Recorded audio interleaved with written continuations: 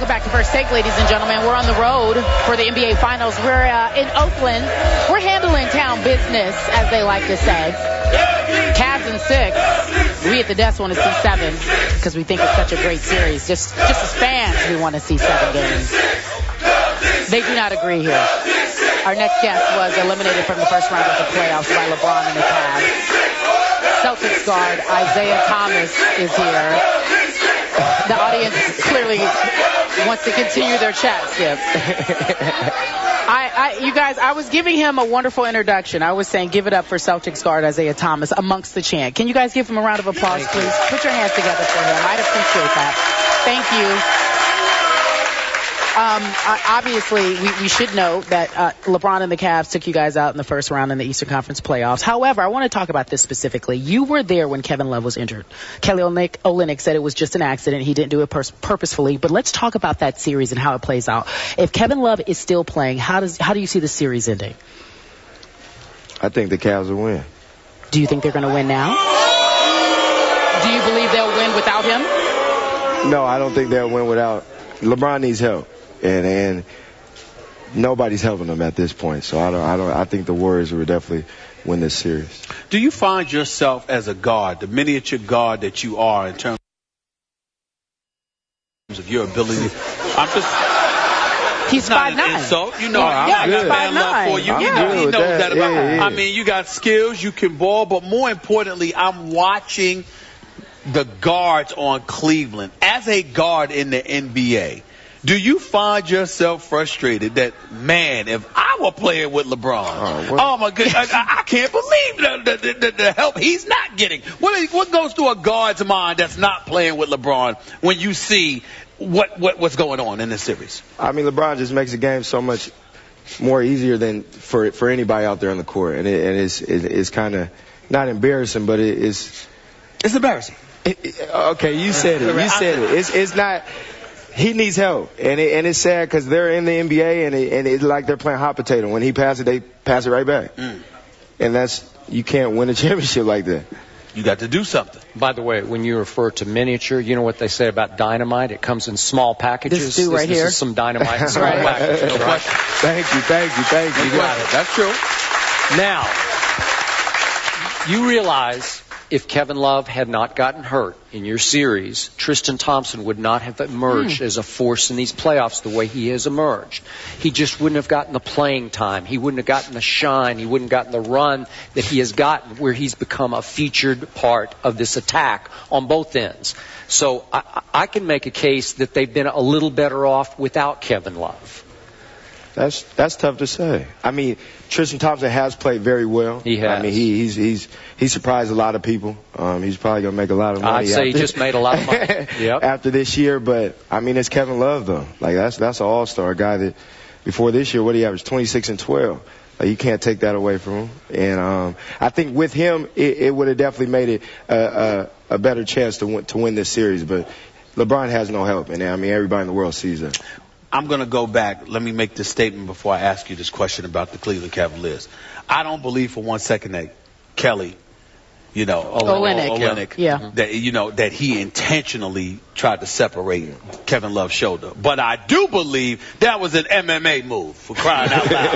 Okay? I do believe that. I don't believe the intent was to hurt him. I thought the intent was to just stop him so he could get the ball. But don't tell me that was a basketball move. It was not. Now, having said all of that, I know how you feel about Love, but to me, even without Love, what would this series have been like if Kyrie Irving were healthy and could play the whole series? I think if LeBron just had one other guy. I mean, you see Cleveland's been in every game but one.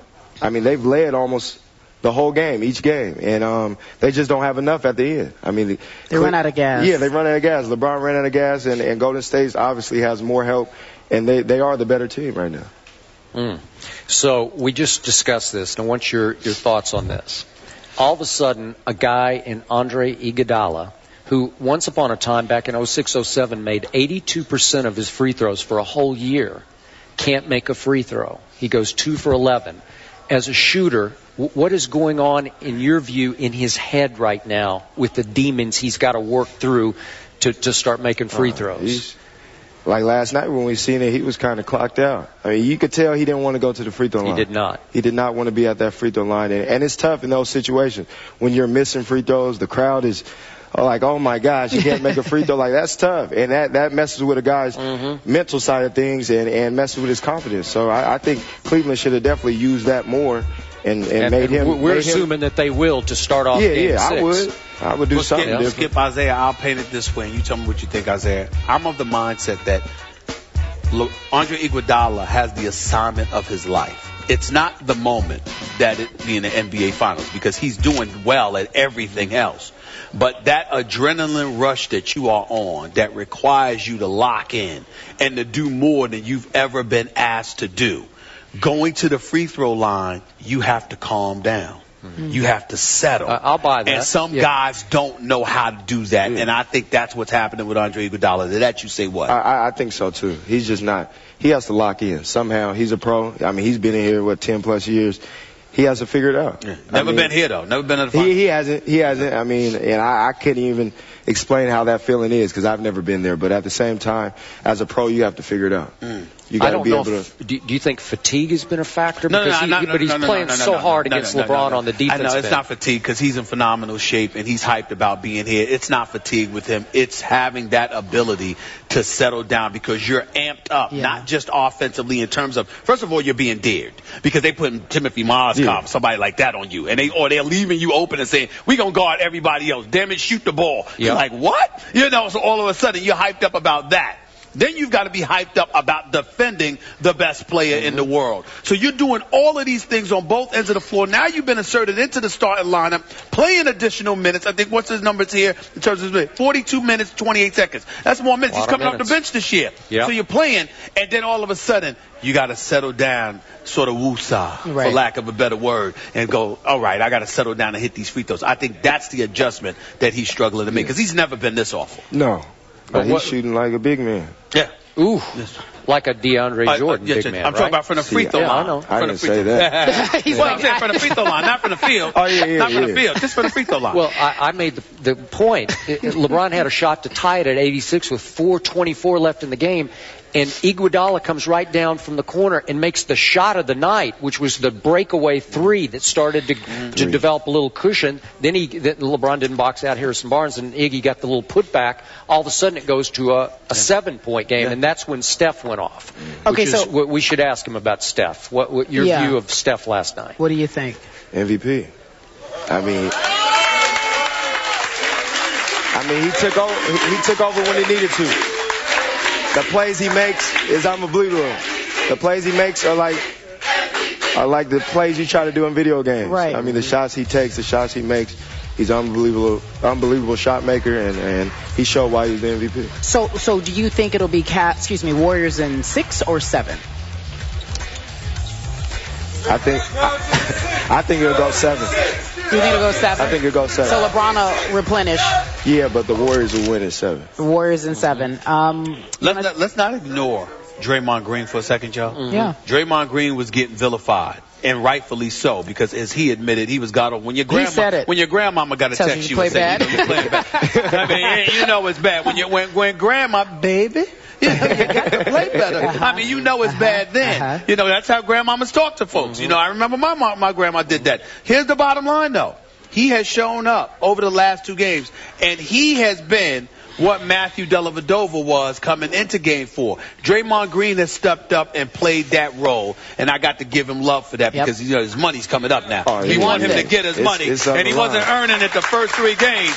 But Draymond Green has reminded us that for this team, he deserves his money now. Oh, no doubt. He's the X factor. When he plays well, they win. Give him love. You also are an agent on your off time, right? So you're trying to get who to the Celtics? I saw you out there tweeting about some folks you wanted. You want to share that with us? Who'd you like to see in Boston? I got a few players in mind. Hopefully they could wear some green.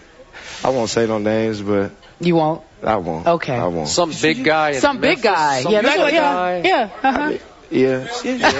Or Portland. There's a guy in the 2 guys in the Western Conference that are pretty good.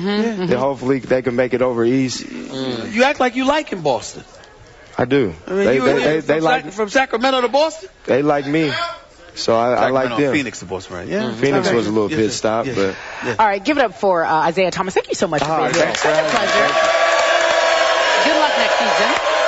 After the break, we're talking about LeBron James. He was responsible for 70 of the Cavs' 91 points. He scored